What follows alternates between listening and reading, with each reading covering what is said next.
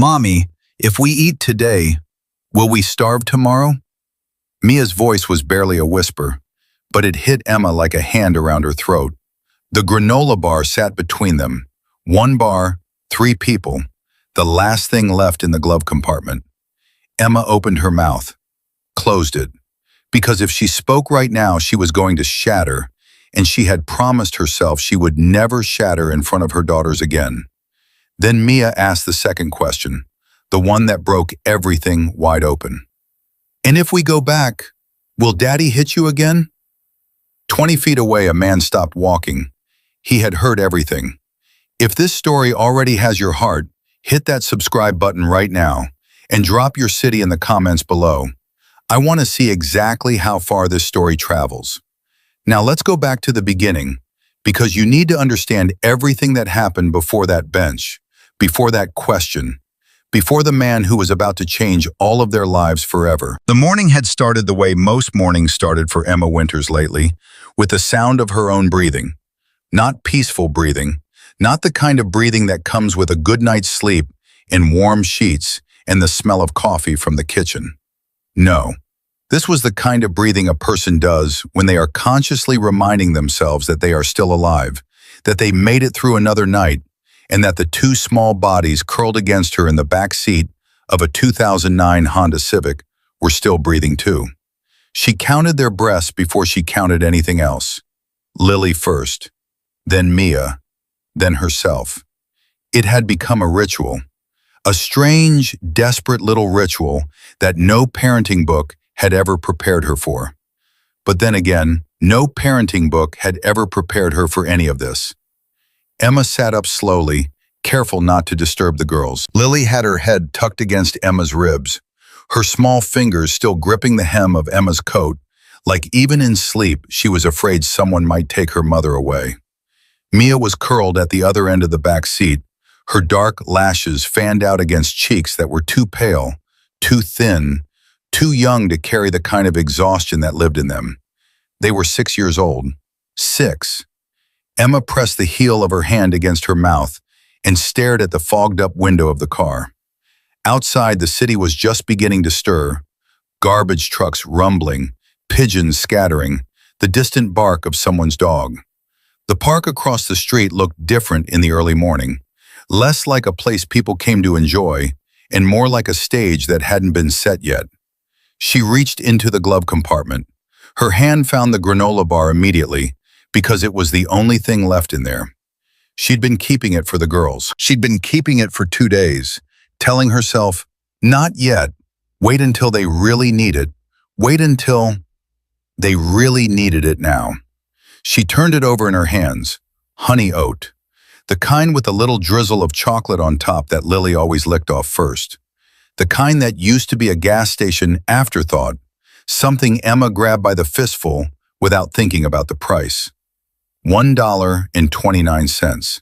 She remembered the exact price because last Tuesday she had stood in front of the gas station display and counted the change in her palm 3 times before she had enough. $1.29. She tucked the granola bar into her coat pocket. Lily woke up first, the way she always did, all at once, like someone had flipped a switch. Her eyes opened, found Emma's face, and immediately relaxed. Morning, Mommy. Morning, baby. Lily stretched, bumped her foot against her sister's knee, and Mia stirred with a low grumble that made Emma's chest ache because it was such a normal sound. Such an ordinary childhood sound. The sound of a little girl complaining about being woken up too early. She wanted to give them ordinary. She wanted to give them so much ordinary, she could barely breathe when she thought about how far from ordinary they were right now. Are we still in the car? Mia asked without opening her eyes. For a little while, Emma said, but I thought we could go sit in the park today. Get some fresh air. Lily was already sitting up, pressing her palm against the foggy window and drawing a smiley face in the condensation. Is there a bathroom in the park? There's a public restroom by the fountain. Can we brush our teeth? Yes, sweetheart. I have everything in my bag. Mia finally opened her eyes. She had Emma's eyes, that particular shade of gray-blue that looked different depending on the light. Right now, in the pale morning filtering through fog glass, they looked like storm clouds. "Mommy," Mia said, "my tummy hurts." Emma kept her voice level. She had become very, very good at keeping her voice level. "I know. We're going to eat in a little bit. Let's get cleaned up first, okay?" "Okay." But Mia didn't look okay. She looked like a little girl who had been told "in a little bit" too many times and had started to understand what that phrase really meant. They walked to the park just as the morning light was breaking fully over the buildings. Emma carried the bag, always the bag, stuffed with everything that was left of their lives. 3 changes of clothes for the girls, her own single spare outfit, a small toiletry kit, a portable phone charger, and a folder of documents she guarded with her life. Birth certificates, social security cards, the restraining order that had proven over and over again to be nothing more than a piece of paper. The public restroom was cold but functional. Emma helped the girls brush their teeth, wiped their faces with the wet cloth she kept folded in the front pocket of the bag, and combed their hair with the kind of focused, tender attention she'd learned was one of the only things that made them feel normal. If their hair was combed, if their faces were clean, if their shoes were tied, they still looked like children who were taken care of. And Emma needed them to feel that, even when everything around them was screaming otherwise. "You look beautiful," she told them, crouching to their level in front of the dirty mirror. Lily grinned. Mia looked at her own reflection for a long moment, then looked at Emma's reflection and said nothing. That silence was heavier than anything Mia could have said. They found a bench near the east side of the park, weathered wood, away from the morning joggers, close enough to the path that they didn't feel hidden, but far enough that no one was paying attention to them. Emma had learned the art of invisibility, how to sit in a public space without drawing attention, how to look like you belong somewhere, even when you had nowhere left to belong. She broke the granola bar into 3 pieces. She made sure her piece was the smallest. "Here you go." Lily took hers and ate it with complete focus, the way children eat when they're genuinely hungry. Not savoring, just consuming, grateful and direct. Mia held hers for a moment, turning it over. "This is all we have?" Mia asked. "For right now, yes." "What about lunch?" Emma felt something tighten in her chest. She kept her smile steady. "We'll figure that out." "What about dinner?" "Mia." "Mommy." Mia set the granola bar down on her knee and looked at her mother with those storm cloud eyes. And Emma's heart cracked cleanly down the middle, because the look on her daughter's face wasn't the look of a frightened child. It was a look of a child who was trying very hard to understand something that didn't make sense. "If we eat today, will we starve tomorrow?" The world got very quiet. A bird landed on the path a few feet away. A jogger passed in the distance. Somewhere behind them, a child was laughing. Emma opened her mouth. She closed it. "Mommy?" Lily had stopped chewing. Both girls were looking at her now. "No," Emma said. Her voice came out steady. She had no idea how. "No, baby, we are not going to starve."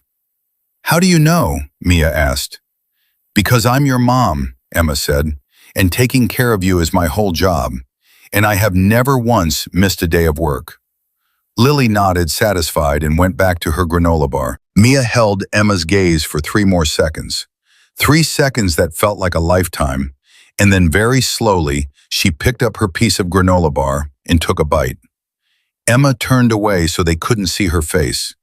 She pressed her knuckles against her lips and stared at a fixed point on the ground and breathed. Just breathed, in and out, slow and steady. "You are not going to fall apart right now. You are not going to fall apart right now." 3 minutes passed, maybe 5. Emma had just begun to feel the tightness in her chest loosen slightly when Mia spoke again. "Mommy?" "Yes, sweetheart." "If we go back..." Mia paused.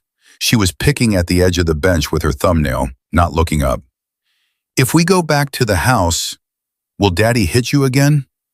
The tightness came back, harder this time, like something with teeth. Lily had gone very still. Emma turned slowly to look at her daughters. Both of them were watching her now, and the thing she saw in their faces was the thing that had driven every decision she'd made for the last 4 months. Not her own pain, not her own fear, but theirs. The specific, particular fear of a child who has seen something they should never have seen and cannot unsee it, no matter how many nights have passed. "We are not going back," Emma said. "But what if we run out of food?" Mia pressed. "What if we get too cold? What if—" "Mia," Emma reached out and cupped her daughter's face in both hands. "Listen to me. I need you to listen to me very carefully, okay?" Mia nodded. "There is nothing in this world that would make me take you back to that house. Do you understand me? Not cold, not hunger, not anything. We are going to be okay. I don't know exactly how yet, but we are going to be okay. I need you to trust me." Mia's lower lip trembled. Just once. Then she pressed them together and nodded again. "Okay, Mommy." But her eyes said something different. Her eyes said, "I want to believe you. I'm trying so hard to believe you. But I'm 6 years old and I'm scared, and the granola bar is gone, and it's cold, and I don't know where we're sleeping tonight. And Mommy, I need you to have an answer." Emma pulled both girls into her arms and held them there on that weathered bench, in that quiet park, on that cold autumn morning. Held them the way you hold something you are terrified of losing, with both arms, with your whole body, with everything you have. "I love you," she whispered into Lily's hair. "I love you both so much it doesn't fit inside me." "We love you too, Mommy," Lily said, muffled against Emma's coat. Mia said nothing, but she pressed closer. Emma didn't notice the man until Lily tugged on her sleeve. "Mommy, that man is looking at us." Emma's head came up sharply, the reflexive, animal alertness of a woman who had spent months learning to track threats in her environment. Her eyes found him immediately.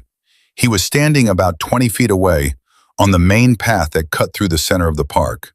Tall, very tall, dark coat, expensive, the kind of expensive that didn't announce itself but simply was. Dark hair, a face that was difficult to read from this distance, angular and still. He wasn't moving, he was just standing there, and he was looking directly at them. Emma straightened. Every muscle in her body went tight. She pulled Lily a fraction closer without thinking about it. "It's fine," she said, keeping her voice calm. "He's probably just resting."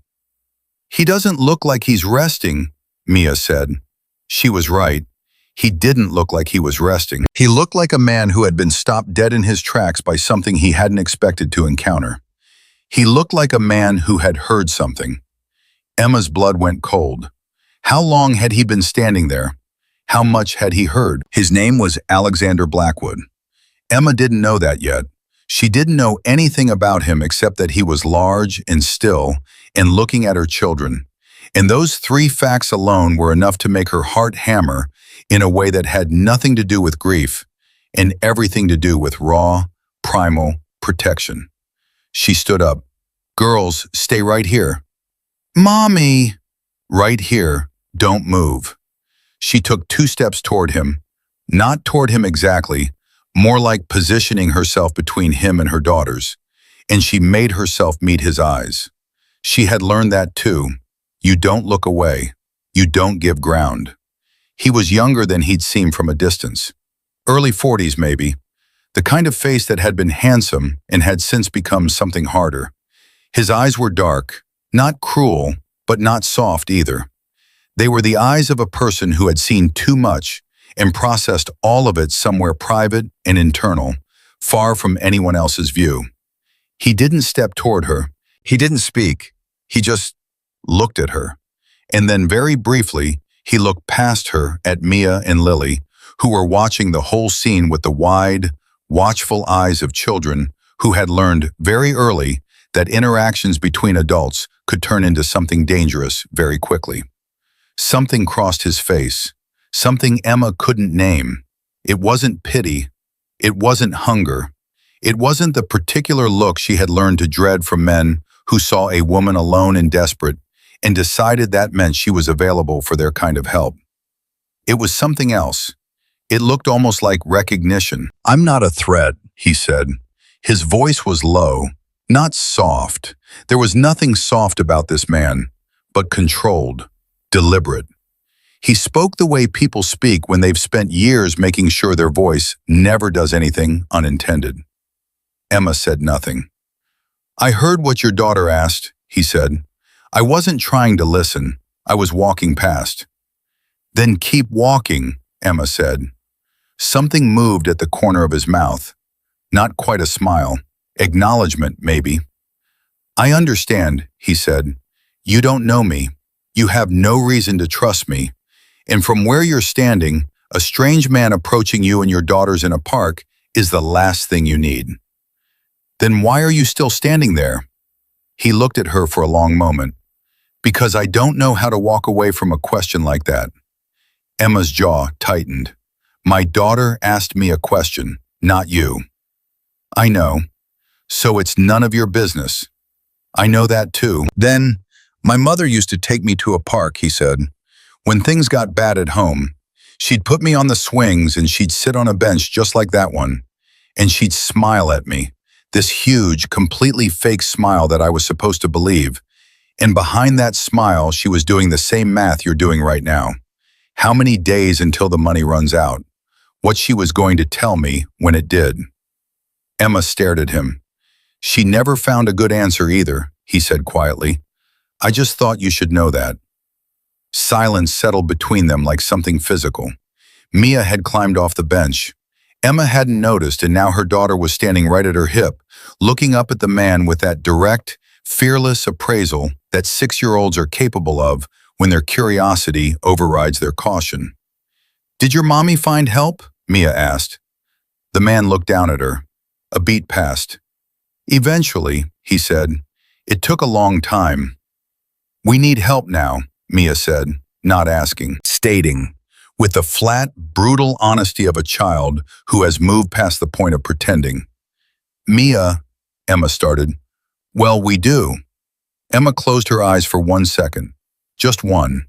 Then she opened them and looked at the man and found him still watching her.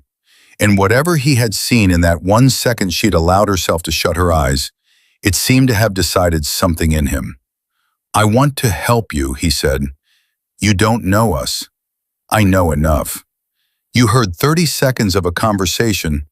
"I heard enough," he said, and his voice was very quiet but very certain, "to know that whatever you're carrying, you've been carrying it alone for a long time, and that your daughters are asking questions that no child should have to ask." Emma's throat tightened so painfully she couldn't speak. Lily appeared on her other side, pressing her small body against Emma's left hip, completing the formation. Both girls flanking her, both of them looking up at the man. "What's your name?" Lily asked. He seemed slightly taken aback by the directness of it. "Alexander," he said. "I'm Lily. That's Mia. That's our mommy, Emma." "I know," he said, and then immediately corrected himself. "I mean, I didn't know.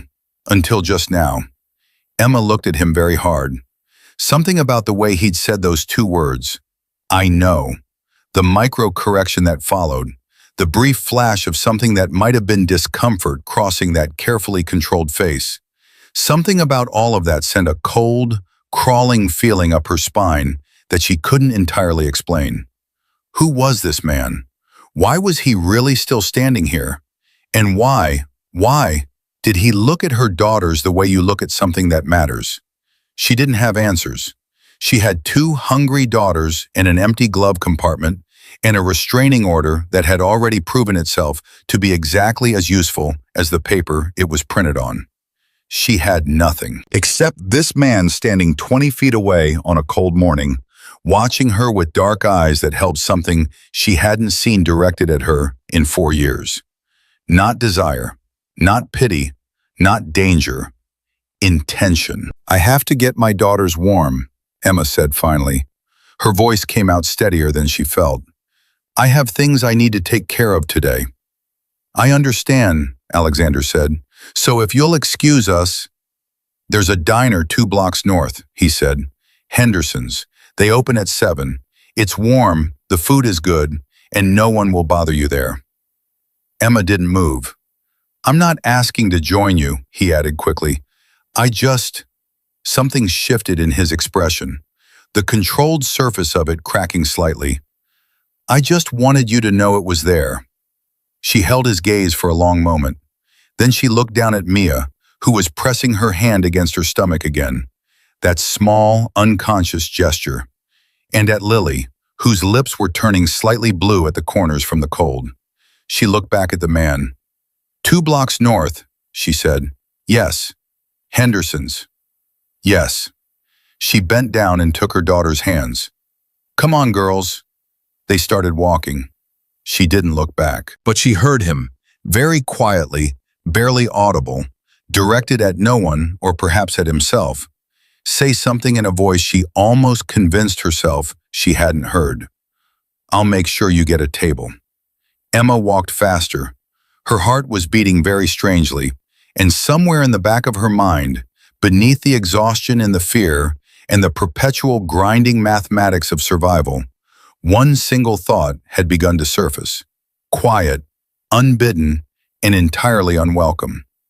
This is not the last time you will see that man.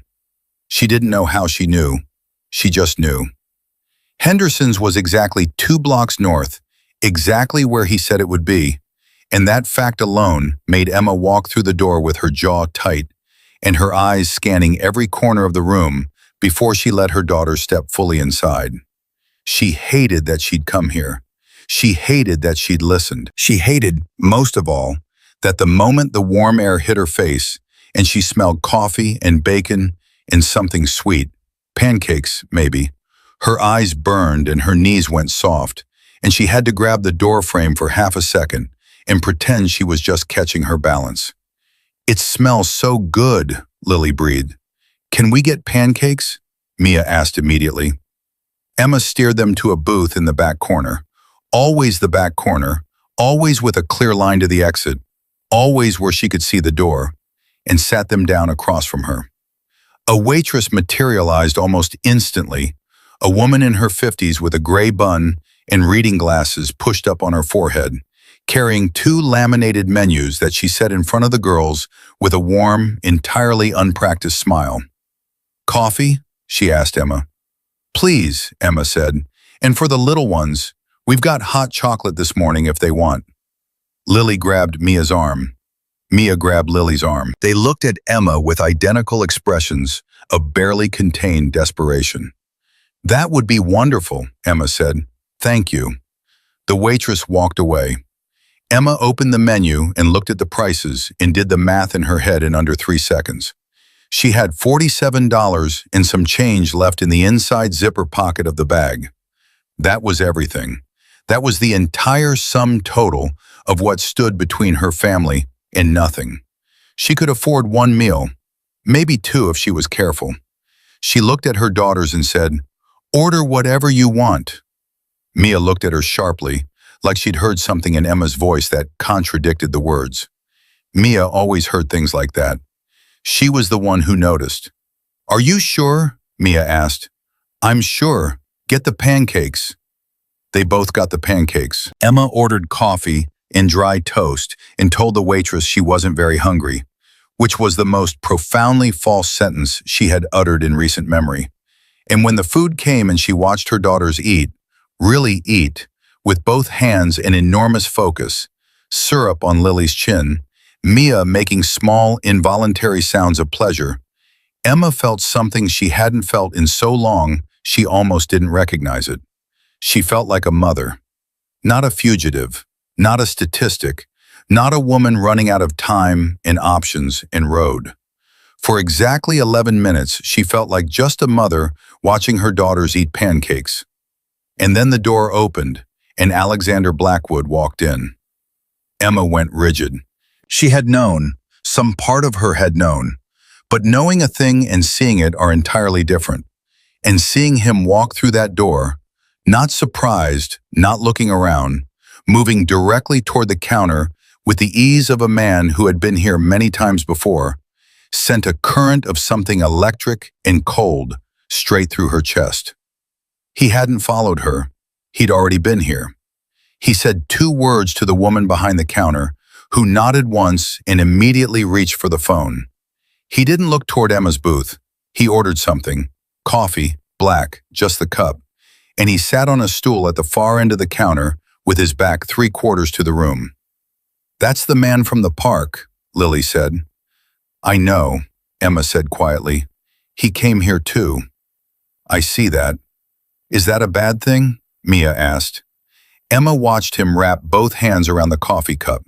He still wasn't looking at her. "I don't know yet," she said. What she didn't say, what she was turning over very carefully in the back of her mind while maintaining an expression of complete calm for her daughters, was that the waitress had comped their hot chocolates without being asked, had brought the girls a small side of fruit that Emma definitely hadn't ordered, had topped off Emma's coffee twice with a smile that was warm, but also, underneath that warmth, deliberate, like she'd been told to take care of them. Emma set her coffee cup down very slowly. He'd called ahead. That was what he'd meant on the path. "I'll make sure you get a table." Not a figure of speech, not a vague gesture of goodwill. He had called this diner before they arrived and told someone to take care of the woman with the twin girls. The question was why. The question was, who does that? The question was, what kind of man had the ability to make one call and guarantee that a stranger would be treated well? And what that said about the kind of man he was, and whether the 2 things that lived in his eyes, that strange, unguarded recognition, and this orchestrated, frictionless generosity, were 2 sides of something good, or 2 faces of something Emma should be running from. She was still thinking about this when Mia turned around in the booth, completely unself-consciously, and called out across the diner, "Alexander, we're over here!" Emma made a sound that was not quite a word. He turned. He looked at Mia. He looked at Emma. And for 1 second, before he reassembled whatever it was he kept carefully assembled over his face, she saw something almost like amusement, the involuntary, startled kind. And then he picked up his coffee and walked over. "Sorry," Emma said immediately, because she didn't know what else to say. "Don't be." He stopped at the edge of the booth and looked at her, and there was a question in his eyes. "Can I?" And Emma looked at her daughters, who were both watching her with expectant faces, and she made a decision she wasn't sure was right. She moved over. He sat down across from her, next to Lily, who immediately sized him up with the frank physicality of a child and said, "You're very tall," to which he replied, "I've been told," to which Lily nodded sagely, as though this confirmed something. Mia was looking at him with that other look, the watchful, processing one. "Did you pay for our food?" "Mia," Emma started. "I called ahead," he said, not pretending. "Yes." "Why?" "Because your mother needed a warm meal and I could make that happen." "But you don't know us." "I know that. So why do you care?" He was quiet for a moment. Emma watched his face. He was looking at Mia with the expression of a person who has been asked a genuinely hard question and is deciding whether to answer it honestly or safely, and she could see him choose. "When I was about your age," he said, "there were days when my mother and I didn't eat, and I remember exactly how that felt, and I remember that not one single person ever once did anything about it. And I told myself a long time ago that if I ever had the ability to change that for someone else, I would." The booth went quiet. Lily had stopped eating. Mia had stopped everything. Emma was looking at the side of his face, and she was trying very hard to hold on to the cold, rational wariness that had kept her alive for the last 4 months, and it was working less well than she needed it to. "That's sad," Lily said. "It was," he agreed. "A long time ago. Our daddy didn't give us food sometimes either," Lily said, with the absolute guileless precision that children use to drop the heaviest possible truths into the lightest possible conversational spaces. Emma's stomach dropped. Lily, it's true, Mommy. I know it's true, baby, but she doesn't have to explain, Alexander said, and his voice had changed, still controlled, still quiet, but there was something underneath it now, something with edges. She didn't say anything wrong. Emma looked at him. She said the truth, he said simply. There's nothing wrong with the truth. Emma held his gaze for a long moment. Her coffee had gone lukewarm. Outside, the city was getting louder as the morning filled up. In the booth, with her daughters between them, the air felt strangely suspended, the way air feels before weather changes.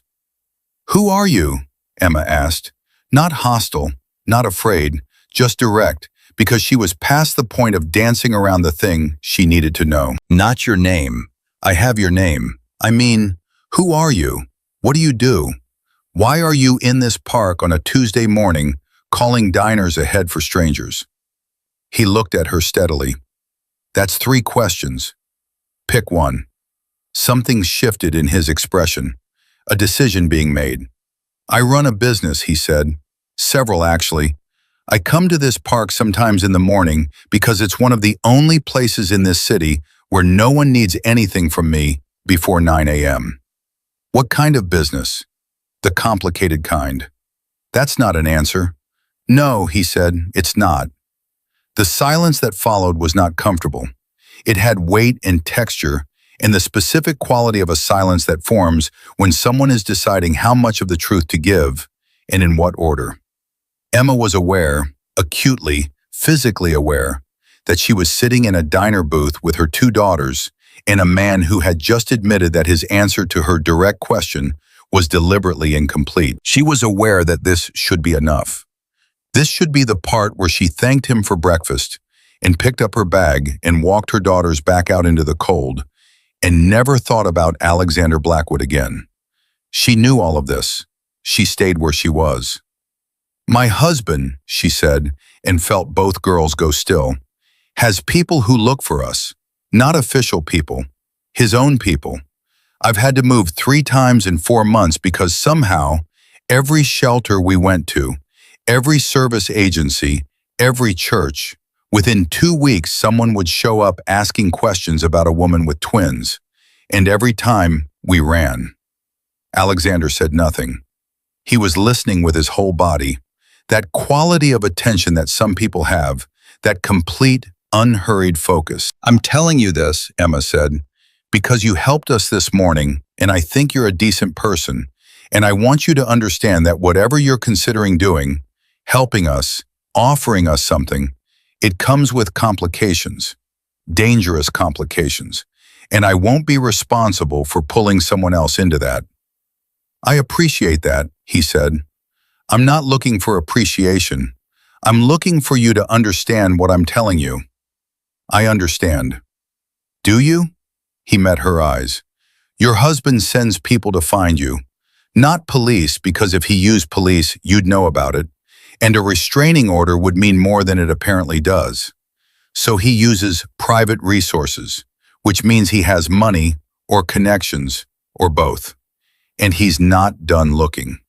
He said it plainly, without drama, the way someone states facts they've already processed. "Yes, I understand." The accuracy of it hit Emma somewhere tender. She hadn't said half of what he'd just summarized, and he'd filled in the rest with a precision that was either very perceptive or based on something he knew from experience, and she couldn't tell which. "How do you know all that?" Mia asked. Emma had forgotten for a moment that her daughters were sitting right there hearing every word. 6 years old, and they had been living this story long enough to follow the conversation like small, solemn adults. "Because I've seen it before," Alexander said. "Have you seen how it ends?" Mia asked. The question landed like a stone in still water. Emma looked at her daughter. This child, this small, serious, terrifyingly perceptive child. And then she looked at Alexander, and she watched him struggle, for the first time, with what to say. "Sometimes badly," he said finally, "and sometimes not." "Which one is us?" Mia asked. "Mia," Emma said softly. "Mommy, I just want to know." Alexander leaned forward slightly, resting his forearms on the table.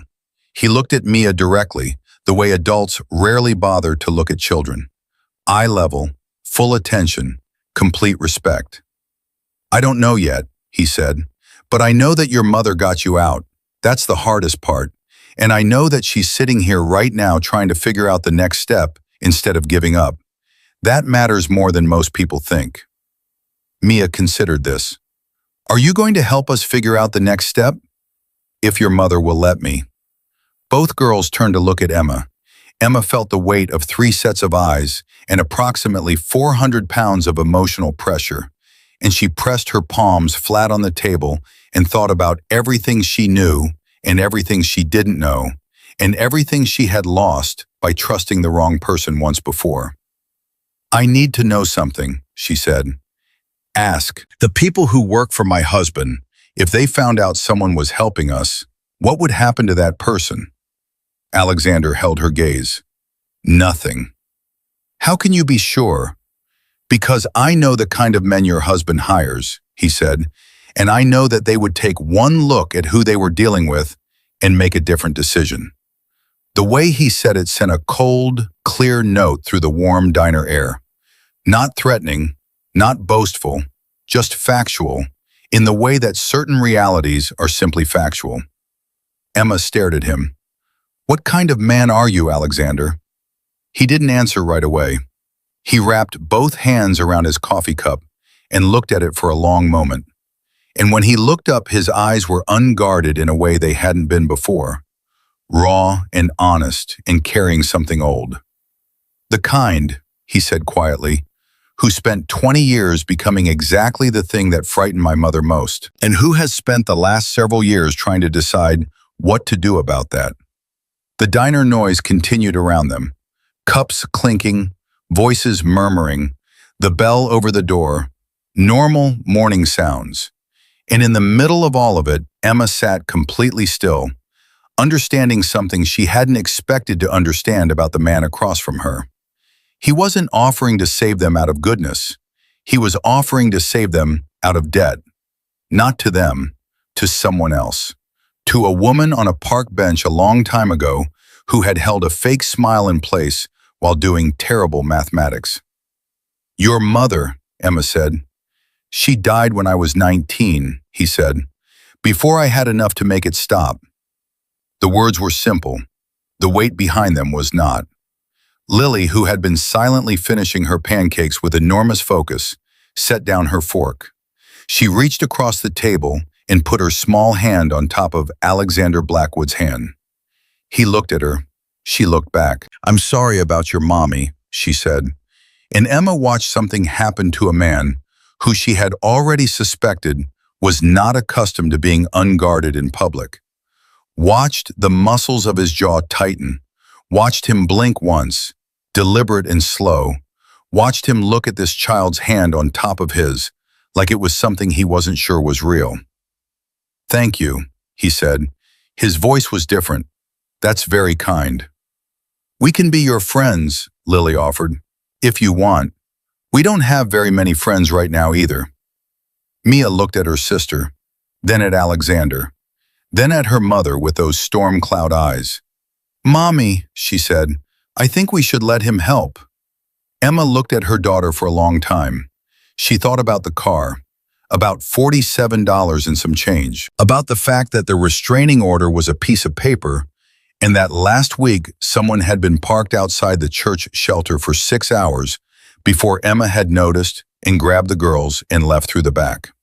She thought about the particular specific fear of being a person who has already been failed by all the systems designed to protect people, and what it means to be sitting across from a man who operates entirely outside those systems.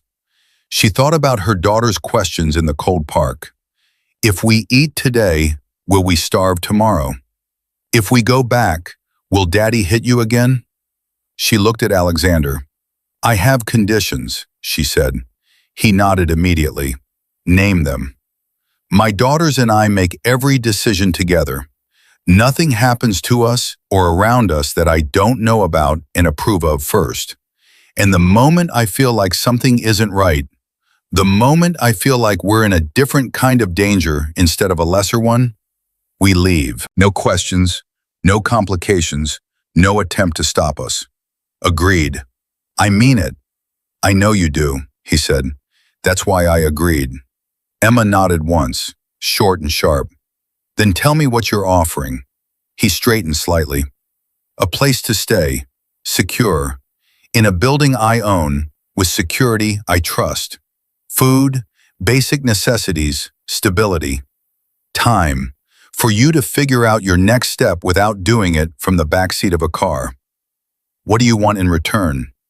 Nothing. Nobody offers something like that for nothing. Maybe not, he said, but I'm asking for nothing. What you do with that is your choice. Emma searched his face for the lie. She'd gotten very good at finding lies. She'd had an advanced course in it over 7 years of marriage to a man who had been lying to her face since the second date. She didn't find one. She didn't know if that meant there wasn't one, or if he was simply better at it than anyone she'd encountered before. Both were possible. Both were terrifying in completely different ways. She looked at her daughters. Lily was watching her with complete trust, the kind of trust that is itself a form of pressure, the trust of a child who believes her mother always knows the right answer. Mia was watching her with something more complicated, understanding and fear, and underneath both of those, the particular desperate hope of a child who has been cold and hungry and frightened for too long. Emma Winters, who had once had a house and a salary and a life that looked from the outside like it was exactly what it was supposed to be, and who now had $47, a bag, and 2 daughters who asked questions that broke her heart every single morning, Emma took one long breath. Okay, she said. Mia released a breath so long and deep it was almost a sob. Lily reached over and took her sister's hand. Alexander Blackwood set down his coffee cup and reached into his coat pocket and placed a room key card flat on the table between them. It's ready now, he said, if you want. Emma looked at the key card. You had this in your pocket this whole time. Yes. You were sure I'd say yes. He shook his head. No, I was ready in case you did. She picked up the key card, turned it over in her fingers, looked up at him. If this is the wrong decision, she said, I will never forgive myself. I know, he said, so I'll make sure it isn't. Outside, a cloud shifted and cold autumn light came through the diner window, and Emma held the key card in her hand and felt, for the first time in 4 months, that she was standing at the beginning of something instead of the end of it. She didn't know yet what kind of beginning. She didn't know yet what the key card would open beyond the obvious. What doors, what histories, what obligations, what dangers she was walking her daughters toward. She knew one thing. The granola bar was gone, and her daughters were warm. For right now, that was the only math that mattered. The building was on Meridian Street, 12 minutes from the diner by car, and Emma counted every one of those minutes in the back seat of the black SUV that had appeared outside Henderson's, with a driver who introduced himself only as Marcus, and who spoke exactly 4 words the entire ride. Good morning, and we're here. She held both girls against her sides and watched the city pass through the tinted window, and tried to slow her heartbeat down to something that didn't feel like a countdown. Alexander rode in the front. He didn't turn around. He didn't make small talk. He looked straight ahead and left her alone with her thoughts, which she appreciated more than she could have articulated because her thoughts were loud and contradictory and running at a speed she hadn't managed in months. She turned the key card over in her fingers the entire ride. The building was not what she expected. She didn't know exactly what she'd expected. Something cold, maybe. Ostentatious. Something that announced money the way certain kinds of men announce money. All glass and statement, and look at what I have. Instead, the building was quiet and older and solid. The kind of structure that had been built to last rather than impress, with a lobby that had a doorman named Carl, who was somewhere in his 60s, and who looked at Emma and her daughters and said, "Welcome." with the particular warmth of someone who had been told to mean it. Lily said, "Thank you, Carl," with great dignity. Carl looked like he might adopt her on the spot. The apartment was on the 7th floor. Alexander unlocked it himself and pushed the door open and stepped back so Emma could go in first. She went in first, both hands on her daughter's shoulders, eyes moving, taking inventory. Every room, every door, every window. The automatic security sweep of a woman who had spent 4 months making sure she always knew where the exits were. It was a real apartment, fully furnished, 2 bedrooms, a bathroom, a kitchen with food already in it. She saw that when she opened the refrigerator, not looking for food, but checking, cataloging, and the sight of a full refrigerator hit her somewhere she hadn't expected, and she shut the door quickly before her face did anything she'd regret. The girls had no such composure. Mia walked into the larger bedroom and stood in the middle of it and looked at the bed, real bed, with pillows, with a quilt, and said nothing for a full 10 seconds. Lily went directly to the window and pressed her hands against it and looked out at the city. "This is ours?" Lily asked. "For now," Emma said carefully. "Are we going to sleep here tonight?" "Yes." "In a real bed?" "Yes, baby."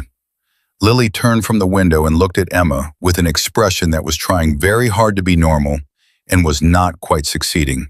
And Emma crossed the room in 3 steps and pulled her daughter into her arms and held her tight and looked up at the ceiling and breathed. Mia had not moved from the center of the room. When Emma looked at her over Lily's shoulder, Mia was looking back at her with those storm cloud eyes. "What do we owe him?" Mia asked. Emma blinked. "What? You said nobody does something for nothing, so what do we owe him?" 6 years old. Emma sometimes forgot, in the day-to-day survival of everything, how much her daughters had absorbed, how deeply they had been paying attention, how the last 4 months and the years before them had sharpened Mia into something too old for her face. "I don't know yet," Emma said honestly, "but I told him our conditions, and I meant them. What if he changes his mind about the conditions? Then we leave. You promise?" "I promise." Mia held her gaze for 3 more seconds. Then she walked to the bed, sat on the edge, pressed both palms into the mattress, and looked at the ceiling with an expression that was not happiness exactly, but was something adjacent to it. Relief, maybe. The specific, exhausted relief of a body that has been tense for too long, finally being given permission to soften. "It's a good mattress," she said. Emma laughed. It came out slightly broken, but it was real. "Yeah, baby, it is." Alexander knocked on the open bedroom door. "I don't want to interrupt. There are some things in the kitchen. I had someone stock it this morning, basics. If there's anything specific you need, or the girls want, just tell Marcus and he'll handle it." "You had someone stock the kitchen this morning," Emma said. It wasn't quite a question. "Yes." "Before I said yes." "Before you said yes." She looked at him steadily. He met her eyes without flinching. There was something both reassuring and deeply unsettling about a man who anticipated that thoroughly, and Emma had not yet decided which feeling to lead with. "I'd like to talk to you," she said, "alone, when the girls are settled." "Of course." She got the girls settled, which involved a bath, clean pajamas from the bag, the discovery that someone had apparently thought to put 2 new sets of children's pajamas in the dresser drawer in exactly the right size, which stopped Emma cold for a full minute before she made the deliberate choice to file it under "things to ask about later" and focus on what was in front of her. Lily fell asleep so fast it was almost frightening, her body simply cashing the check that the last 4 months had written. Mia stayed awake longer, watching Emma from the pillow with those serious eyes. "Don't go far," Mia said. "I'll be right in the next room." "I know, still." Emma brushed her daughter's hair back from her forehead. "I'll check on you in 20 minutes. 15. 15, deal." She found Alexander in the kitchen, standing at the counter with his second coffee of the morning, looking at his phone with the focused, rapid attention of a man reading something that required decisions. He put the phone face down the moment she walked in. She noticed. She sat at the kitchen table and he sat across from her, and for a moment neither of them spoke, and Emma used that moment to look at him the way she hadn't allowed herself to look at him in the diner, fully, carefully, cataloging. He was not comfortable. That was the surprising thing. He was very controlled, very composed, but underneath the composure he was not comfortable. And that gap between the surface and what was underneath it was the most honest thing about him. "The pajamas," Emma said. "I guess the sizes," he said. "I wasn't certain." "How did you know they'd need pajamas?" "Because you've been living in your car," he said simply. "I assumed pack space was limited." "You assumed a lot of things." "Yes. I want to know how." He set the coffee cup down. "I know who your husband is, Emma." The kitchen went very quiet. Emma's hands were flat on the table. She watched them. She made sure they didn't move. "Say that again."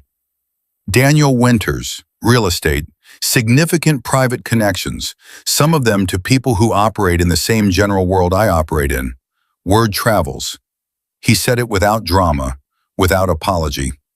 "I didn't know about you specifically until this morning, but when I came back to the office after the park, I made a call. And what I found out in 45 minutes told me enough to understand why you wouldn't go to a shelter, why the restraining order is functionally useless, why you've been running." Emma was breathing very carefully. "You investigated me. I investigated the situation. In 45 minutes. I have efficient resources. That is," she stopped, started again. "That is a profound violation of my privacy." "Yes," he said, "it is.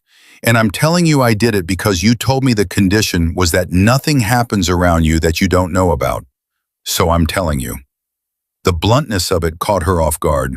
She had expected deflection, justification, the particular verbal shuffle of someone trying to make a bad thing sound like a good one. Instead, he just laid it flat on the table and sat there and let her react. "What did you find out?" she asked. "That your husband has 2 private investigators on retainer currently looking for you. That he has a contact inside the Department of Family Services who flags case numbers connected to your name. That 3 weeks ago, one of his people got within 4 blocks of the church shelter on Decatur Street before you moved on." Emma's stomach dropped. 4 blocks, she said. "Yes. I thought I had more time than that." "You didn't." She pressed her hands flat harder against the table. 4 blocks.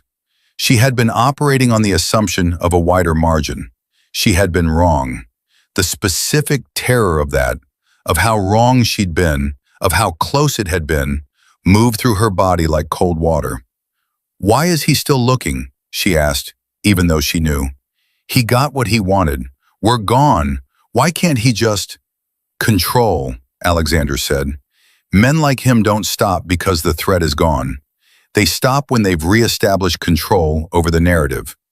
Right now you're a loose end. You know things. You could talk to the right people if you chose to. More than that," he paused. "You took his daughters. They're my daughters." "I know that. He doesn't see it that way." The silence in the kitchen was different now. Heavier, more specific. "You said you operate in the same world as some of his contacts," Emma said.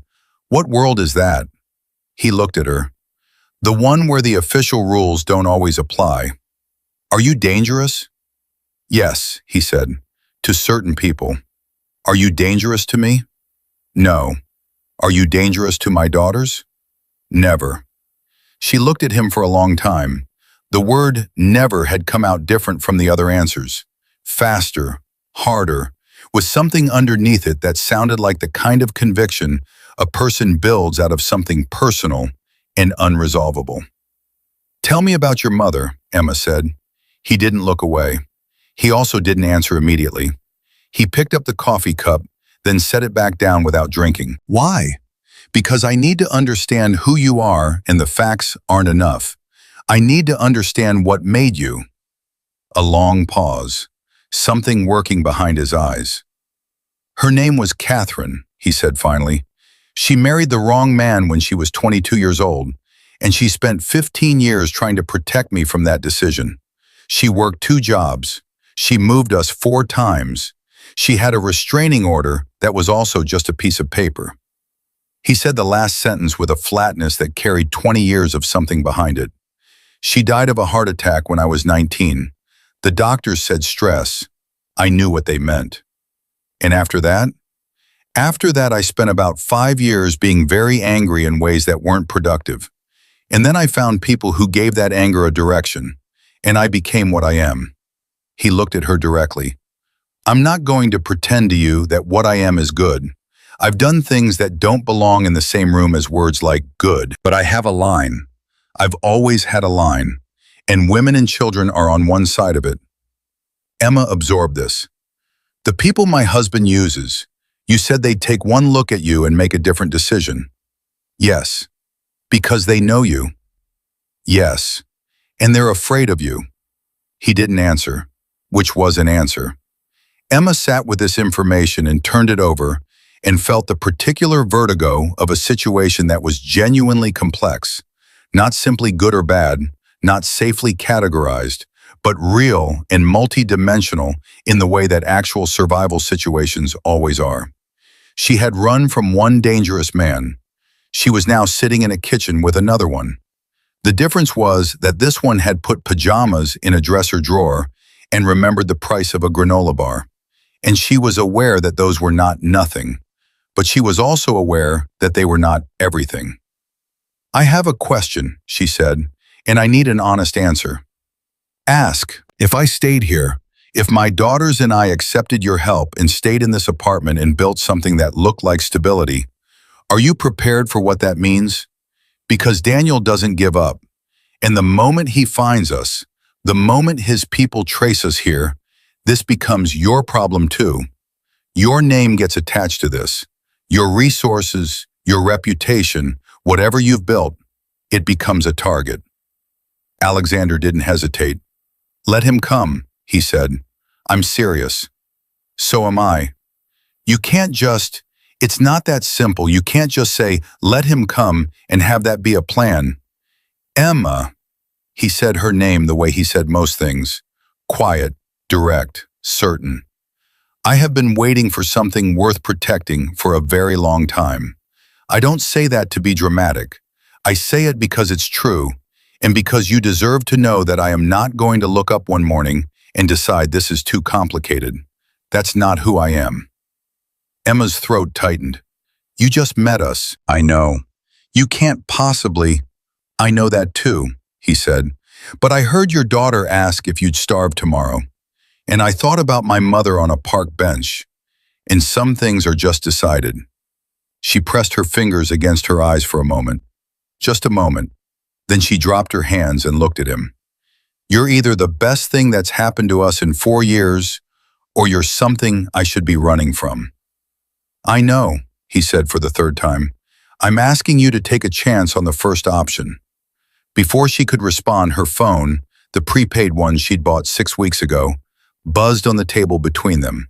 She'd set it there when she sat down, habit, always within reach.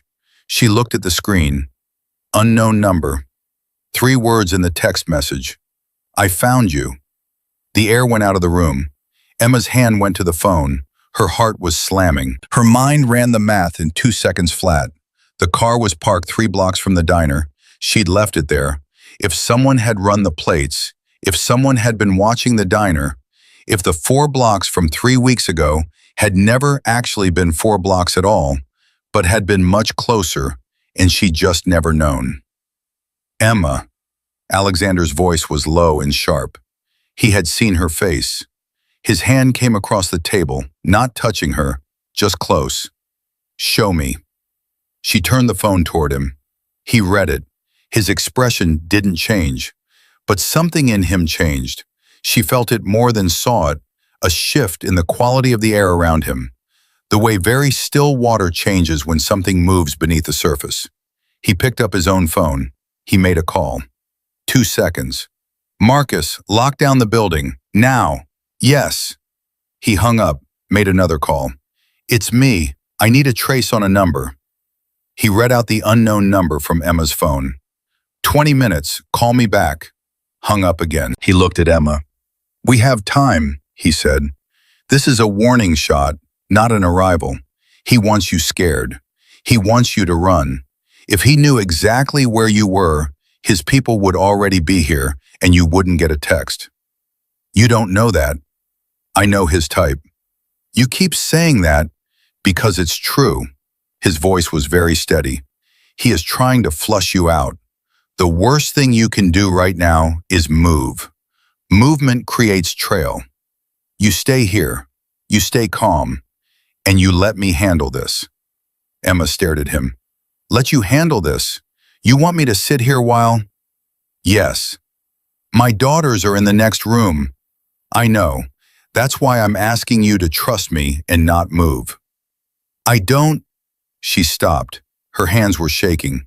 She hadn't noticed until just now when she looked down and saw them, and something hot and fierce moved through her at the sight of her own hands, shaking because she was so tired of being afraid, so impossibly bone-deep tired of it. I don't know how to sit still when my children are in danger.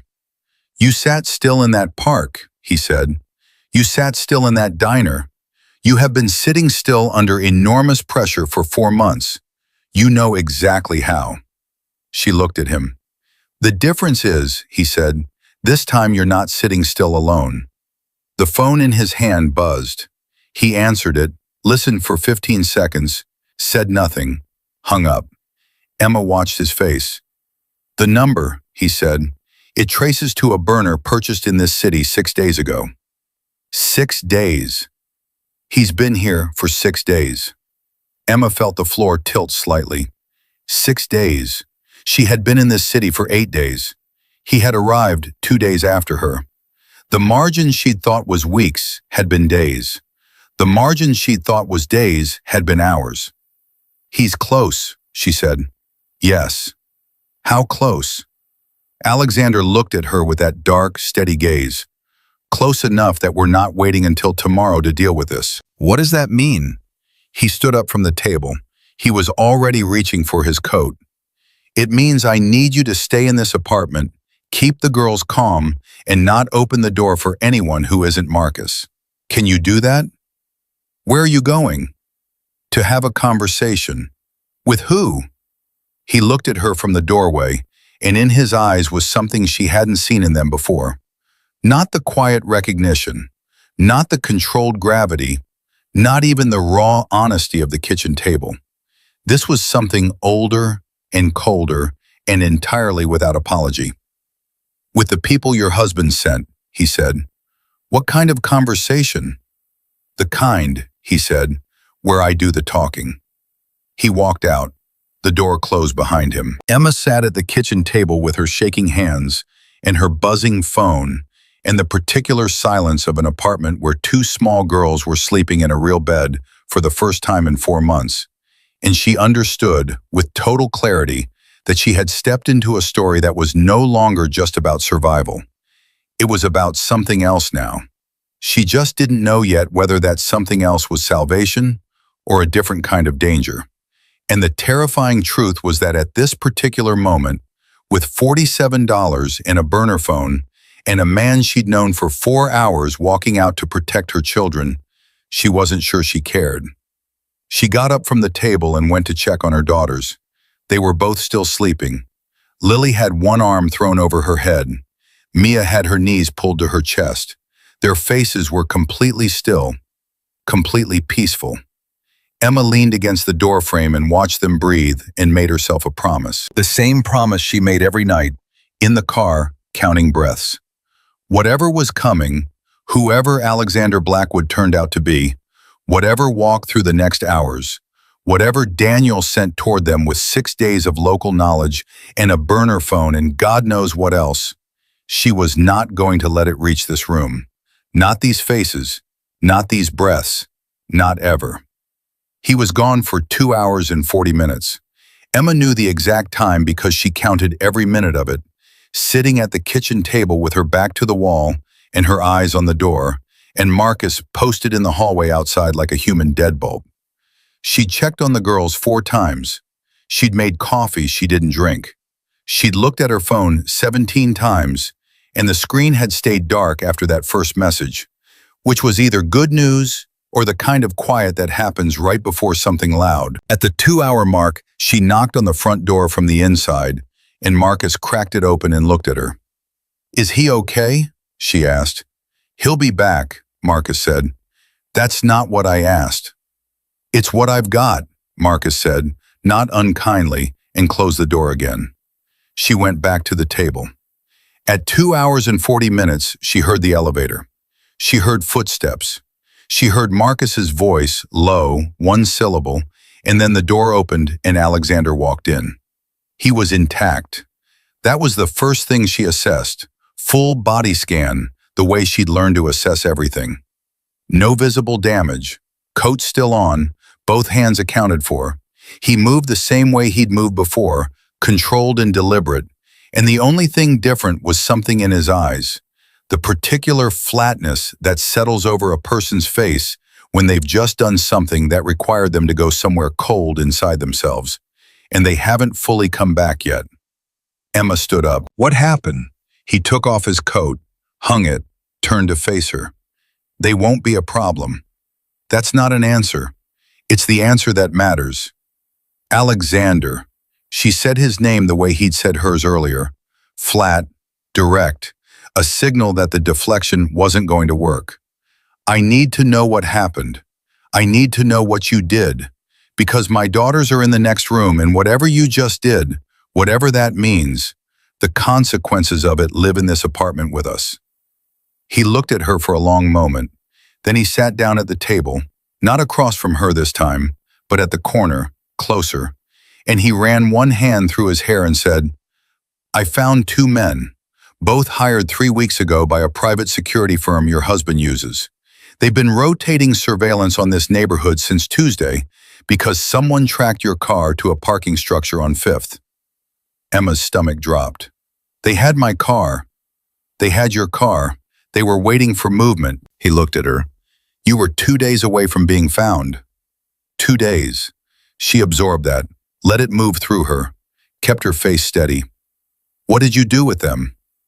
"I had a conversation." He said it the same way he'd said it when he left, but this time there was something underneath it she could hear more clearly. Not violence, or not only violence. Something more deliberate than that. "I explained who I am. I explained what it would mean for their employer, their actual employer, the firm, not your husband, if they continued this particular contract. I provided enough context for them to make a different business decision." "You threatened them." "I informed them." "Of consequences." "Yes." Emma folded her hands on the table. "And they'll walk away? Just like that? You spoke to 2 hired men for," she looked at the clock, 2 hours and 40 minutes, and they'll just walk away? "The firm will terminate the contract by morning. My name carries a certain weight in those circles." He said it without pride, without embarrassment, just fact. "They don't want the exposure." "And Daniel, my husband?" Alexander's jaw tightened. "Your husband is a different conversation." "How different?" "He's not going away from a phone call." "I know that." "He's going to need to understand that the resource he's been applying to this situation has been redirected." He chose the word carefully. "And that pursuing this further will cost him more than he's willing to pay." Emma looked at him. "You're going to go after him." "I'm going to make him a calculation," Alexander said. "Men like him respond to calculations. He needs to understand that the cost of finding you now outweighs whatever he thinks he gains. And if his pride outweighs the calculation?" The silence that followed was its own kind of answer. Emma leaned back in her chair and stared at the ceiling for a moment and thought about Daniel Winters, who she had married at 26 because he was charming and certain, and the kind of man who made you feel like his attention was a privilege, who had taken 3 years to show her the other side of that certainty, who had broken her wrist once and her spirit several times, and who, according to Alexander, had been 48 hours away from getting his hands on her daughters. "I want to be clear about something," she said. "Go ahead." "I don't want him hurt." She lowered her eyes back to Alexander's face. "Whatever calculation you make, whatever you say to him or threaten him with, I don't want him physically hurt. Not because he deserves mercy, he doesn't." Her voice was steady and cold. "But because my daughters are going to grow up knowing who their father is and what he did, and I don't want them to have to also know that someone hurt him on their behalf. I don't want them carrying that." Alexander studied her. "That's a very specific kind of compassion. It's not compassion, it's strategy. Their mental health matters more to me than his pain." He nodded once. "Understood. I'll handle it accordingly." "I mean it, Alexander." "I know you do." He held her gaze. "I've already told you that a line exists. This falls on the right side of it." The kitchen was quiet for a moment. Emma could hear the city outside, muffled and continuous, and somewhere in the building a door closing, and in the bedroom beyond the hallway, the soft sound of Lily talking in her sleep. Just a murmur, a fragment of a dream sentence, and then silence. "There's something else," Alexander said. She looked at him. "The firm your husband used, one of the men I spoke to tonight." He paused. The pause was different from his usual pauses. Those were deliberate, controlled. This one had a texture to it, something reluctant. "He mentioned that your husband has a contact, someone closer to you than the firm, someone who's been feeding information on your location for the past month." Emma went very still. "He didn't give me a name," Alexander said, "but he described a woman, mid-40s, someone from your life before." The word before landed in Emma's chest like something cold. Before meant one world, the world of the house, the marriage, the careful social architecture she'd maintained around a relationship that was destroying her. Before meant a small number of people who knew her well enough to track her movements, who would know which shelters she might use, which churches, which corners of the city she'd feel safe in. Before meant someone she had trusted. "Carol," Emma said. The name came out barely above a whisper. Alexander waited. "My neighbor. Was my neighbor." Emma pressed her fingers against her lips for a moment. She knew about the shelters. "I told her which ones I was going to try. I called her from the first shelter to tell her we were okay." She stopped. She was looking at the table, but not seeing it. "She asked me to check in every few days. She said she was worried. I thought she was being..." Her jaw tightened. "She said she was my friend." "I'm sorry," Alexander said. "Did she know what he was doing to us?" "I don't know that." "She saw my wrist, Alexander. She brought us dinner twice, and I wore long sleeves, and she sat at my kitchen table, and she..." Emma stopped hard. She was not going to cry. She was specifically, deliberately not going to cry. "I need to know if she knew." "I can find out." "Do that." Her voice had gone flat. Not cold, flat, the particular tone that appears when emotion has been compressed too hard to have shape anymore. "I need to know." He pulled out his phone, typed something, put it away. "By morning." Emma nodded. She sat with the weight of it, the specific weight of a betrayal by someone soft and familiar, someone who brought dinner and expressed worry and had been feeding her location to the man she was running from. It was a different kind of damage than the things Daniel had done. Different mechanism, different shape, but landing in the same place. The steadily diminishing list of people Emma Winters could afford to trust.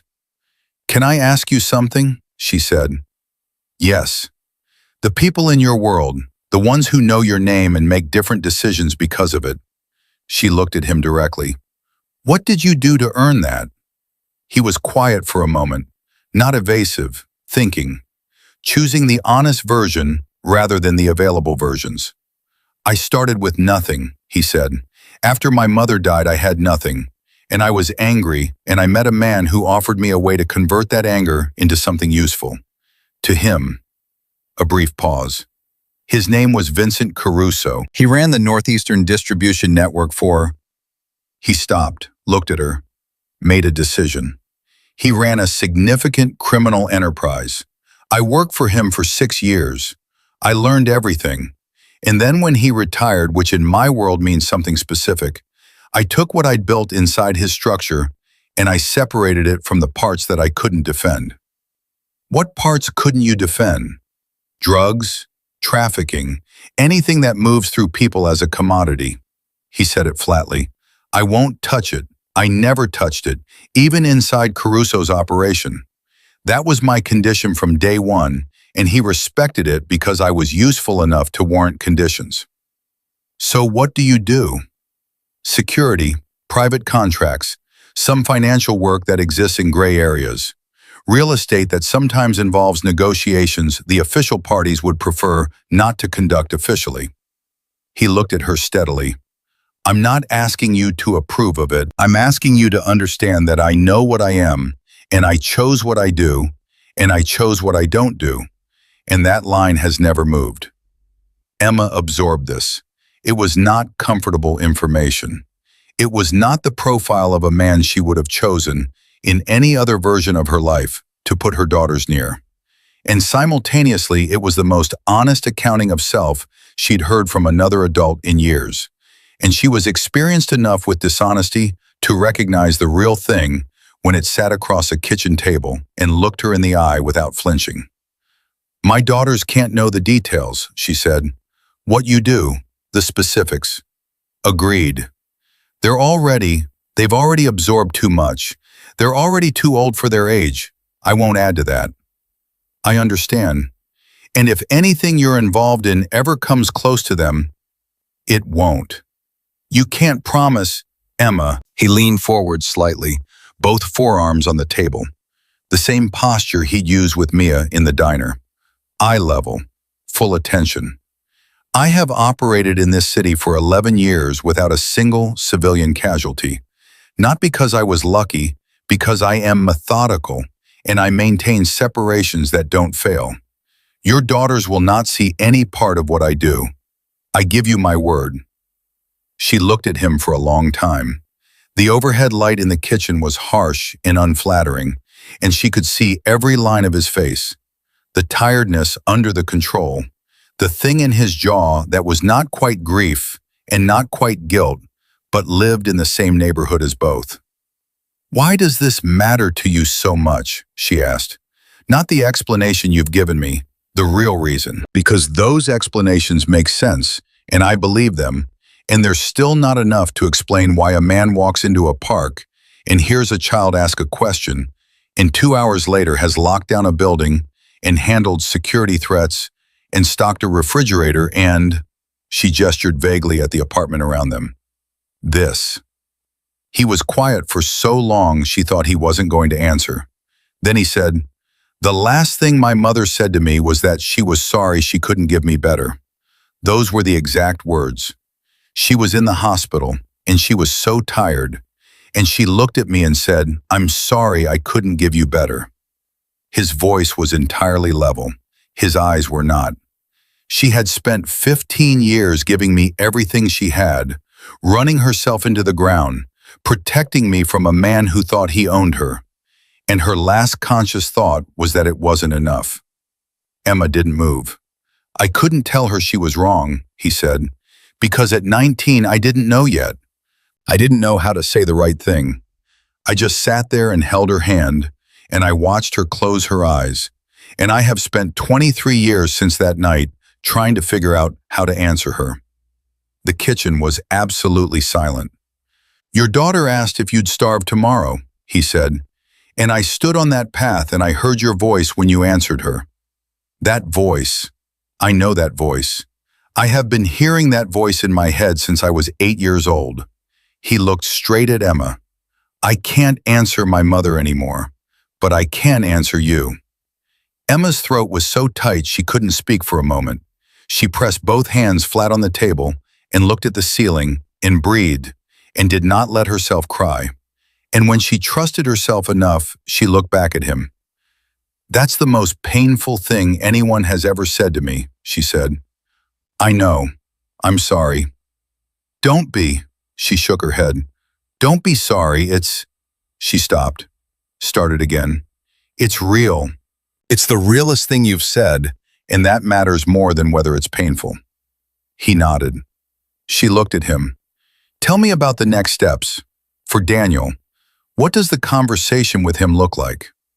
I need 24 hours, he said. I need to build a full picture of his exposure. Financial, legal, reputational. Men like him have pressure points. Once I identify the right ones, the conversation becomes straightforward. And in the meantime, you stay here. You don't use the car. You don't contact anyone from your previous network until we know the extent of the information breach. You let Marcus manage external communications. I hate this, Emma said, not angrily, just honestly. I know. I hate being managed. I hate being someone who has to be protected instead of someone who... She stopped. I've been fighting this alone for 4 months. I made every decision. I managed every risk. It kept us alive. And now I'm sitting at a kitchen table being told to sit still and let someone else handle it, and every part of me wants to refuse on principle. But, he said, she met his eyes. But my daughters are asleep in the next room, and they haven't slept like that. That quiet, that completely, in 4 months. And that matters more than my principles right now. Something moved across his face. Not a smile, something more interior than a smile. For what it's worth, he said, the fact that you kept them alive for 4 months on your own, that's not nothing. That's actually one of the more remarkable things I've heard in a long time. It's what mothers do. No, he said quietly, it's what you did. Don't minimize it. Emma looked at him, and in that moment something shifted. Not dramatically, not the kind of shift that announces itself, but the kind that happens when two people who have been holding enormous weight alone recognize that fact in each other. And the recognition itself becomes a kind of relief. Not safety yet, not trust, not fully, not yet, but the first real loosening of something that had been wound very tight. Her phone buzzed. Both of them looked at it. Unknown number again, different from the first one. Emma's hand moved toward it, but Alexander was faster. Not grabbing it, just covering it with his hand, stopping her. Wait, he said. It could be... Wait. He picked it up himself. Read the screen. His expression didn't change, but his jaw did. The muscle there hardening in that specific way she'd started to learn meant he was processing something bad and deciding what to show her. He turned the phone around. The message said, "Tell Blackwood I know he was here. Tell him to think carefully about what he's protecting. Tell him I don't lose." Emma read it twice, a third time. "He knows you," she said. "It appears so. He knows you were here tonight. He knew within..." She looked at the time. "Within hours. He has someone else. Not just Carol, someone closer." "Yes." Alexander's voice was very quiet. "That's what concerns me too." "Who?" He looked at her. For the first time since she'd met him in the park that morning, she saw something in his face that was not controlled, not deliberate, not the product of a man who had spent 20 years managing his own exposure. She saw something that was simply, plainly, nakedly unsettled. "I don't know yet," he said, "but whoever it is, they have access to my movements, and that is a very short list of people." "Is it someone who works for you?" "It has to be. Someone you trust." "Someone I trusted." He corrected the tense the same way she'd corrected the tense about Carol, and she heard in it the exact same sound, the specific, particular note of a person processing betrayal in real time. They sat with that. Two people, kitchen table, late in the evening, both of them learning in the same hour that the people they'd believed in had been lying. Both of them recalibrating. Both of them recalculating the walls they thought they'd built and finding gaps where there shouldn't be gaps. "So," Emma said, and her voice was steadier than the moment deserved, "we both have a problem. Yes. Yours is inside your organization. Yes. And mine is that the person who found me did it through someone who got to your organization. She looked at him, which means Daniel is more connected than either of us thought. Yes. And we are not as safe as we were 40 minutes ago. No, he said, we're not. Emma stood up from the table. He stood up too, reflexively. She looked at him across the small kitchen and said, very clearly, fix this. Not a request, not a plea, an instruction delivered with the flat, specific authority of a woman who has run out of patience with the concept of vulnerability and is choosing, consciously and deliberately, to convert it into something harder. Alexander Blackwood looked at Emma Winters, and he nodded once. I will, he said, and then, we will. She held his gaze for a long moment, then she turned and walked to the bedroom doorway and looked at her daughters, still sleeping, still peaceful, their breathing slow and even in the dark. She was going to stand between them and whatever was coming. She had always been going to do that. The difference now was she wasn't standing alone. Whether that was a strength or a liability, she still didn't know. She was going to find out. The name came at 4:17 in the morning. Alexander had not slept. Emma had not slept. They'd spent the hours between midnight and 4, sitting on opposite sides of the living room. Alexander on the phone, quiet and precise, working through his organization one thread at a time. Emma at the window with cold coffee, running every face in every conversation from the last 4 months through the filter of what she now knew about Carol, about information leaks, about the specific way trust could be weaponized by someone who smiled at you over dinner. Marcus knocked twice and came in with a single piece of paper. Alexander read it, said nothing, held it for a moment, then set it face down on the table. Emma watched him. Who is it? His name is Reed, Alexander said. He's been with me for 7 years. He handles logistics, scheduling, building access, internal communications. 7 years. 7 years. He said it with the same flat compression Emma had used when she said Carol's name. Different person, different history, same sound. The sound of something structural giving way. How deep? Deep enough to know I was in the park this morning. Deep enough to flag my movements to someone in your husband's network within the hour. He looked at the paper again, then at Emma. He's been on Daniel's payroll for 4 months. Emma went still. 4 months is when I left. Yes. Daniel knew you before this, knew of you. We've crossed paths professionally, different sides of the same kind of work. He would have known my name. Alexander's voice was very controlled. When he lost track of you 4 months ago, he started casting a wide net. He put Reed on a retainer as a contingency, in case you ended up in my orbit.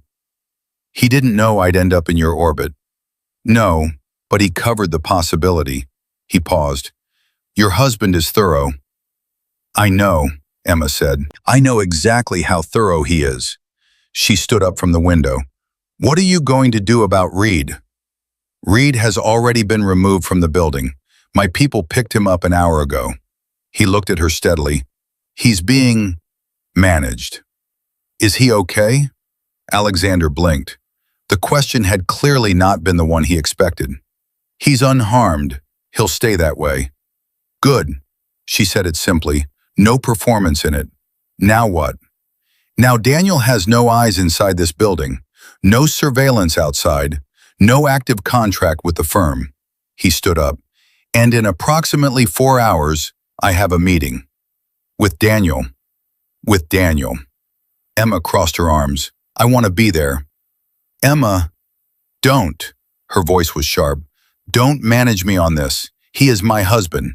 He is the father of my daughters. Whatever happens in that meeting, whatever you say, whatever you put in front of him, it involves my life and my children's lives. And I will not sit in this apartment and wait for a report. She held his gaze. I will be there. Alexander looked at her for a long moment. She could see him calculating. The risk, the variables, The version of this where he said no, and the version where he said yes, and what each of them cost. You understand that this conversation is not going to be comfortable. I've had 7 years of uncomfortable conversations with that man. This one will be different. I know. She lifted her chin. I want him to see me. I want him to have to look at me and make his calculation with me sitting right there. Not an abstract, not a woman who fled. Me. She let that land. Can you understand why that matters? He held her gaze, nodded. Yes. Then I'm coming. He didn't argue again. She checked on the girls at 5 in the morning, both still asleep. Lily burrowed into the pillow, Mia on her back with one arm flung out, and stood in the doorway and looked at them for a full minute, not counting breaths this time, just looking, memorizing, pressing the image of their peaceful faces into herself like something she might need later. Then she went and washed her face and put on the spare set of clothes from her bag and stood in the bathroom mirror and looked at herself and said, out loud, to the woman looking back at her, "You are not afraid of him. You stopped being afraid of him the day you put your daughters in the car and drove away. Remember that." The woman in the mirror looked tired and real and entirely sure. Emma nodded at her and went back out. Marcus drove them. The meeting was at a hotel, neutral ground, Alexander explained, public enough to prevent certain kinds of escalation, private enough for the conversation to be direct. Daniel had agreed to the meeting because Alexander had given him no choice. The message had gone out at 2 in the morning, a summary of everything Alexander had assembled in the previous 12 hours. A complete financial and legal profile of Daniel Winters, including 3 transactions that no official authority had ever connected to his name, and a very clear, very simple proposition. You meet, you listen, and then you make a decision. Daniel Winters was sitting at a corner table when they walked in. Emma saw him before he saw her, and she used those 3 seconds to look at him the way you look at something when you're trying to replace an old image with a new one. He was 41, dark hair, gray at the temples now, well-dressed, always well-dressed. He had the posture of a man who had never once doubted his right to occupy whatever space he was in. Then he saw her. Something moved across his face. Not guilt. She knew better than to expect guilt from Daniel. Something more calculated. Surprise at the variable she represented. The recalibration of a strategy that hadn't included her physical presence. His eyes moved to Alexander, then back to her, and she watched him decide that this was a problem that needed to be resolved differently than he'd planned. She sat down across from him. Alexander sat to her left. Daniel looked at her for a long moment. When he spoke, his voice was the voice she remembered, smooth, certain, calibrated for exactly the emotional effect he wanted. "Emma, you look tired." "Daniel," she said. That was all she said, just his name, flat as pavement. His eyes moved to Alexander. "You're Blackwood." "I am." "You've involved yourself in a domestic matter." "I've involved myself in a situation," Alexander said, "where a woman and 2 children needed safety. I'd be careful about the word domestic. It implies a scale I'm not sure you want to apply here." Daniel smiled. The thin, contained smile Emma had once found sophisticated and now recognized as a tool. "I want my daughters." "They're not here," Emma said. "I know they're not here. I want custody." "You want custody." Emma said it without raising her voice. "You want custody of 2 6-year-old girls who watch their father put their mother on the floor of the kitchen on a Tuesday night, who have nightmares about sounds from the other side of a locked door, who asked me last week whether we'd starve because the alternative was going back to you." She looked at him. "Say the word custody again. I want to hear how it sounds." Daniel's smile stayed in place. That was the terrifying thing about him. The smile never moved unless he wanted it to. "You've coached them. I've protected them. From their own father. From you, yes."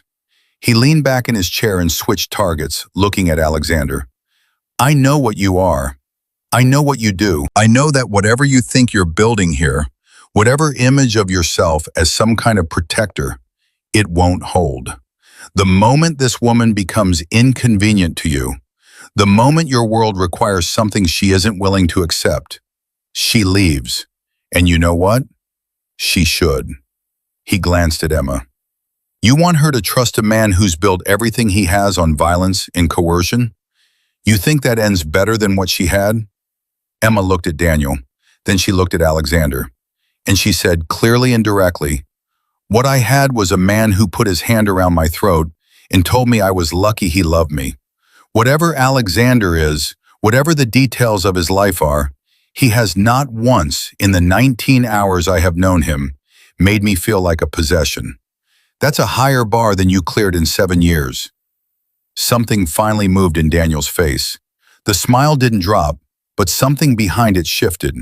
A flicker of something that might, in another man, have been shame. In Daniel, it was more like recalculation.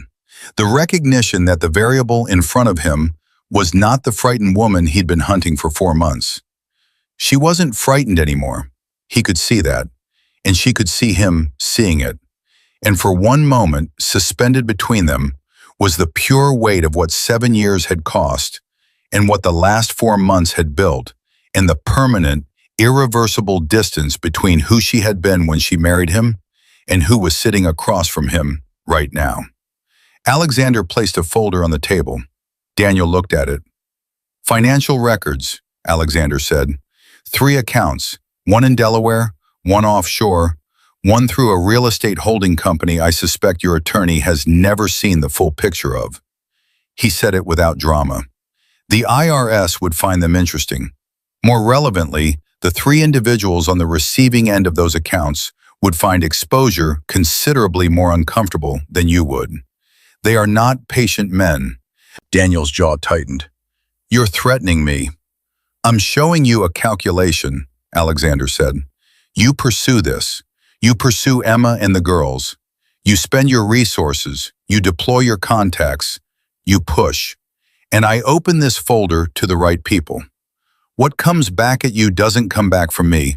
It comes back from 3 men who trusted you with money they cannot explain and who will hold you responsible for what happens to it. He paused. Or, Daniel said flatly, you sign the paperwork your attorney is going to receive this afternoon. Full custody to Emma. Generous support because you can afford it and because your daughters deserve it regardless of anything else. Supervised visitation, structured and documented, which protects you legally as much as it protects them. You rebuild your life in whatever direction you choose, and this folder stays where it is. The silence that followed was the longest Emma had ever sat in.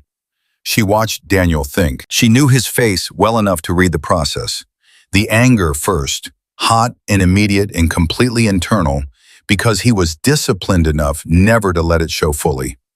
Then the calculation, the mapping of outcomes, the specific kind of thinking that had made him successful in business and monstrous at home, that relentless cold assessment of profit and loss applied to everything, including the people who loved him. You'd hold that over me indefinitely, Daniel said. Only as long as it's necessary, Alexander said. The moment your daughters are 18 and established and beyond the reach of this, the folder disappears.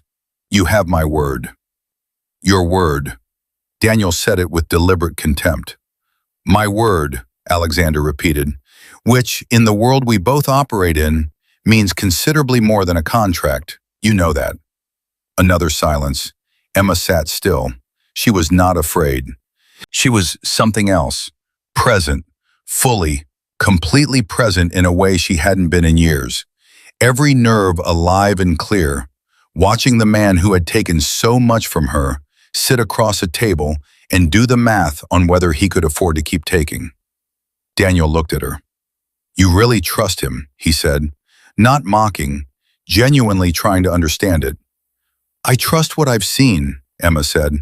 I trust what my daughters felt when they slept last night, and I trust myself enough to know the difference. She held his gaze. Sign the papers, Daniel. Not for me, not for him, for Mia and Lily. Give them something they can live with when they're old enough to understand all of it. Something crossed his face. The fastest thing she'd ever seen on him, gone before it could be cataloged. But it had been there, a half second of something real, something that might have been the shadow of the man she'd thought she was marrying before the other one showed up. He looked at the folder. He looked at Alexander. He looked at Emma one more time. "Have the papers at my attorney's office by 3, he said. Then he stood, straightened his jacket with the precise, automatic gesture she had watched him make 10,000 times over 7 years, and he walked out. Emma watched him go. She waited until the door was fully closed, until his silhouette had passed beyond the lobby window and disappeared into the city, and then she exhaled.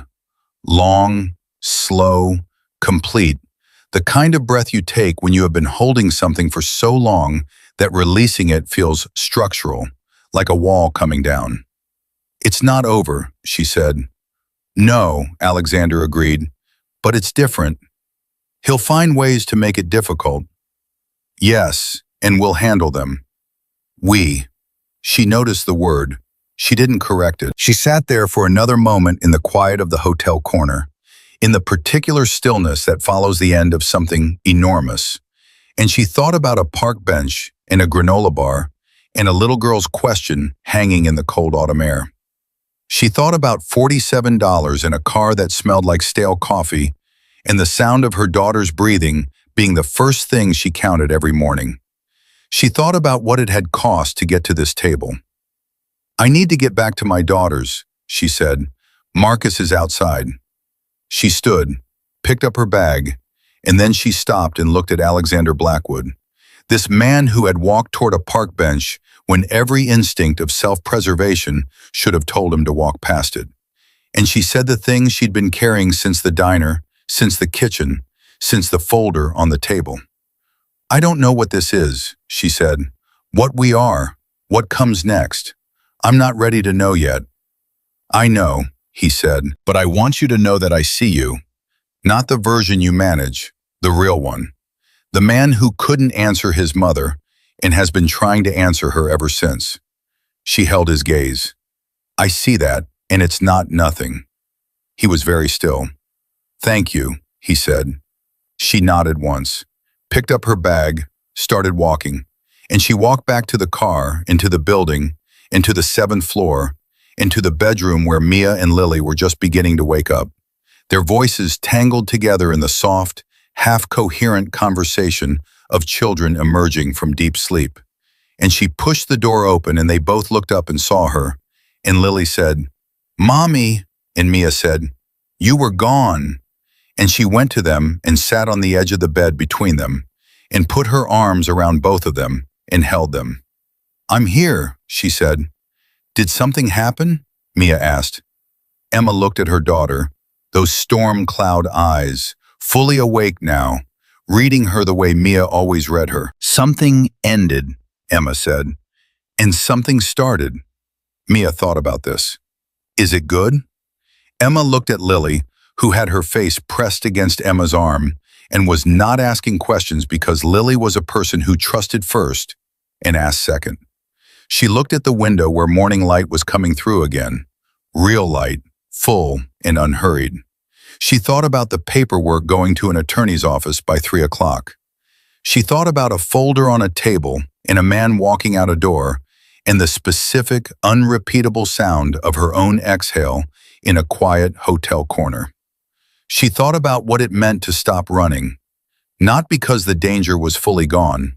It wasn't, and she was clear-eyed enough to know it wouldn't be fully gone for a long time, but because she had stopped moving away from something and started, finally, for the first time in 4 years, moving towards something instead. "Yeah, baby," Emma said. "It's good." Mia looked at her for one more second. Then she pressed in closer, the same way she'd pressed closer on the cold park bench that morning. A lifetime ago, one single day ago, and Emma tightened her arms around both of them and felt the particular weight and warmth of her daughters against her sides, and the particular quality of silence that exists only in rooms where everyone who should be safe is safe. Outside, the city moved and breathed and continued its indifferent roar. Inside, 3 people held on, and for the first time in longer than Emma could precisely remember, the counting in her head, the breaths, the dollars, the days, the distances, the relentless grinding arithmetic of survival, went quiet. The math was different now, and the answer for the first time was enough.